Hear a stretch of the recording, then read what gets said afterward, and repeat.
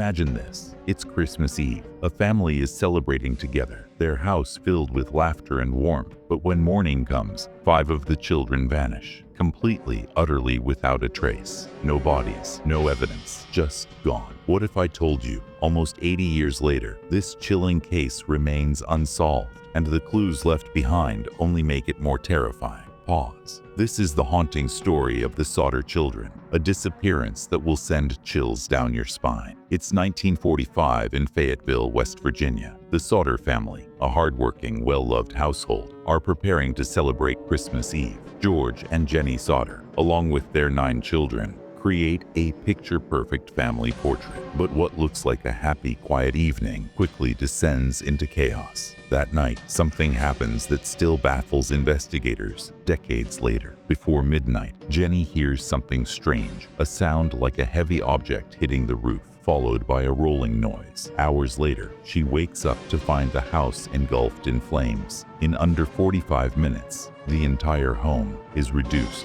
to smoldering rubble. But here's the part that chills you to the core. Out of 9 children, only the 4 youngest escape. The other 5, not a single trace, is ever found in the ashes. The fire was believed to have burned so hot that not even bones were left behind, a conclusion that experts would later deeply question. The Sauter parents were devastated, but something didn't sit right with them. Why didn't the remains of their 5 children surface in the ash? After all, they'd specifically had scientists assure them that no fire burns hot enough to completely disintegrate bone. And then things started to get stranger. Investigators declared the fire was likely started by faulty electrical wiring, but George insisted the home's wiring had been recently inspected and was in perfect condition. Even more chilling, the family noticed disturbing irregularities. Their phone line had been cut. George's ladder, always kept in one specific spot, was found missing, flung into a ditch nearby. And their trucks, the very same ones George planned to use to rescue his trapped children, mysteriously wouldn't start. Months later, the Sauters began receiving disturbing leads. A woman claimed to have seen the children in a strange car on the night of the fire. Another reported spotting them in a nearby town with 2 unfamiliar adults. Then, a shocking discovery. Jenny inspected the ashes one final time, determined to find closure. What she found was horrifying. A small, hard object amid the debris. Local experts identified it as a piece of human vertebrae, but they shocked the family by revealing something critical. The bone wasn't burned, and analysis suggested it came from an older child, someone older than the missing Sauter children. Suddenly, a theory emerged.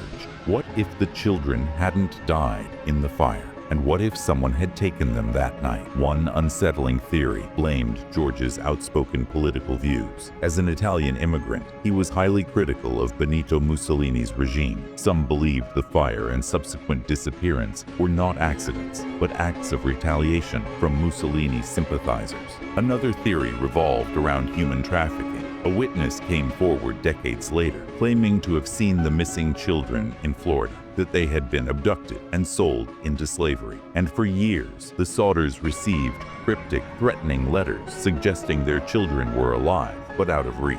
One letter contained a photograph of a young man resembling their son Louis, with a chilling caption written on the back. Louis Sauter, I love brother Frankie, Illegal boys, a 90132 or 35 crime. Despite decades of searching, the Sauter children were never found.